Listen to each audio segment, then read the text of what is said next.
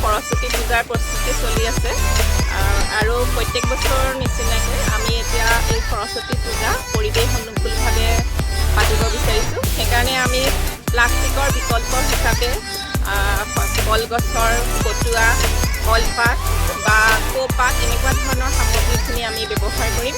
আৰু ছাত্ৰ ছাত্ৰীসকলে এই ক্ষেত্ৰত উৎসাহী, তেওঁলোকে সকলোবোৰ গোটাইছে, আমাৰ গাঁৱৰ পৰাও বহুতখিনি বস্তু আনিছে। আমি বিদ্যালয়ত আমাৰ পৰিয়ালে সকলোৱে লগ লাগি এই কামখিনি কৰিছোঁ।